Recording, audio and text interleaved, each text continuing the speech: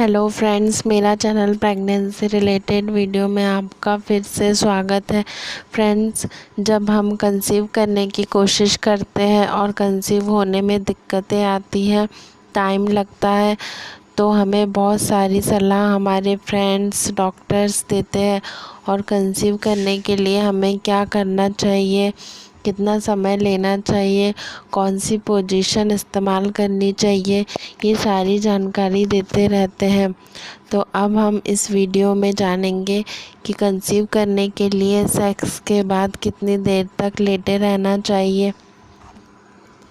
पहले हम जानेंगे कंसीव करने का पीरियड कौन सा होता है, मतलब फर्टिलाइजेशन विंडो कौन सी होती है।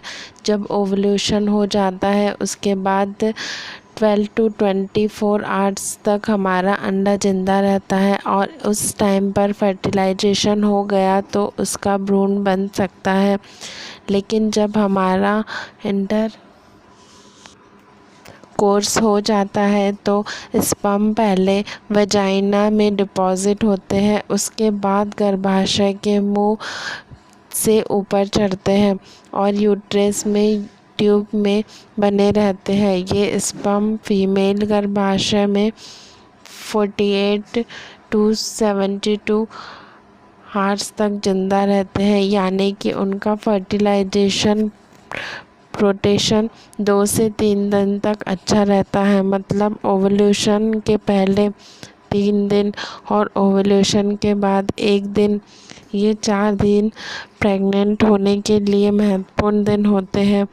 तो आइए हम जानते हैं में रखना चाहिए। हमें जो सलाह दी गई है कि पर्टिकुलर पोजीशन, यानी कि कुछ ऐसे पोजीशन होते हैं जिसमें आप जल्दी कंसीव कर सकते हो, लेकिन ये सरासर गलतफहमी है। आपको कोई भी पोजीशन, जिस पोजीशन में आप कंफर्टेबल हो, आपका पेनिट्रेशन जिस पोजीशन में सबसे डीप रहता है, वो पोजीशन आपको अपनानी है। ये पोजीशन आपको खुद को ही फाइंड आउट करना है कि आपको कौन सी पोजीशन ज़्यादा सही लगती है और जिसमें आप भी कंफर्टेबल रहते हो।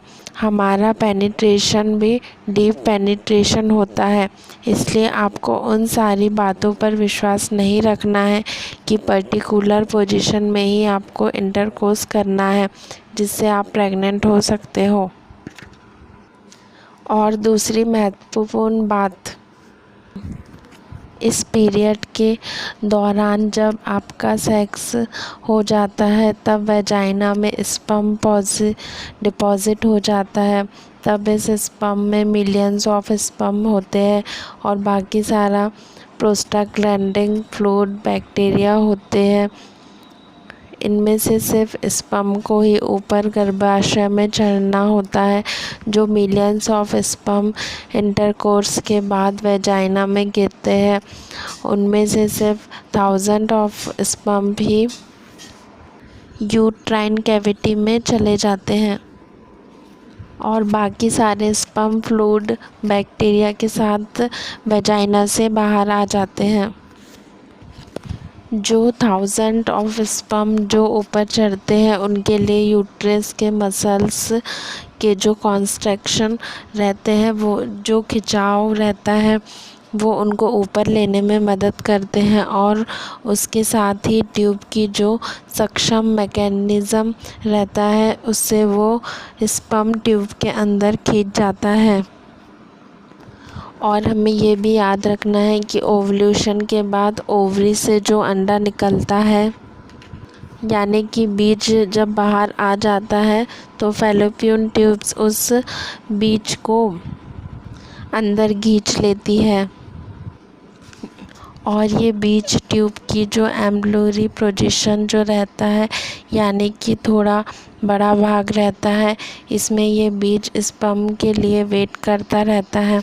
जब इंटरकोर्स हो जाता है, गर्भाशय के मुंह से स्पर्म ऊपर की तरफ आ जाते हैं, जो यूट्रस में आ जाते हैं। उनमें से 300-400 स्पर्म ही फैलोपियन ट्यूब में आते हैं और बीच में स्थित हो जाते हैं और केवल एक ही स्पर्म हमारा एक पेनेट्रेट करता है और उसका भ्रूण बन जाता है। वैसे देखा जाए तो इंटरकोर्स के बाद जब वेजाइना में स्पर्म गिरते हैं, जो वेजाइना से ट्यूब तक आने जाने में उनको कुछ मिनट का टाइम ही काफ़ी होता है, और इस सारी प्रक्रिया में स्पर्म को जो ट्रैवल करना होता है, यानी कि गर्भाशय के मुंह से फैलोपियन ट्यूब तक जो ट्रैवल करना होता है, वो सिर्फ 15 सेंटीमीटर ही रहता है। तो इसलिए जब हमें पूछा जाता है कि हमें कितने समय तक लेटे रहना चाहिए, जबकि यह कुछ फ्यूज़ मिनट का ही टाइम रहता है, लेकिन फिर भी प्रिकॉशन के तौर पर आप 10 से 15 मिनट तक लेटे रहना चाहिए। 10 से 15 मिनट ही काफ़ी होता है। लेकिन आपको यह बात याद रखना है कि सेक्स के बाद तुरंत उठकर वेजाइना को फ्लैश नहीं करना है, मतलब वेजाइना को तुरंत ही जाकर साफ़ नहीं करना है। यह सब बातें काल्पनिक है। सेक्स के बाद तुरंत उठकर वेजाइना को वॉश कर सकते हैं। जो स्पर्म रहते हैं वो तो सिर्फ 3 से 4 मिनट में ही फैलोपियन ट्यूब तक पहुंच जाते हैं। मतलब जो हमारे स्ट्रॉन्ग स्पर्म होते हैं वो पहले ही 3 से 4 मिनट में फैलोपियन ट्यूब के ज़रिए अंदर पहुंच जाते हैं। तो आप 10 से 15 मिनट बाद वेजाइना को वॉश कर सकते हैं। सो फ्रेंड्स, हमने इस वीडियो में जान लिए है कि कंसीव करने के बाद सेक्स के बाद कितने देर तक हमें लेटे रहना चाहिए। इसके बारे में अगर आपके कुछ डाउट्स या क्वेश्चंस रहेंगे तो आप मुझे कमेंट बॉक्स में लिखकर बताइए।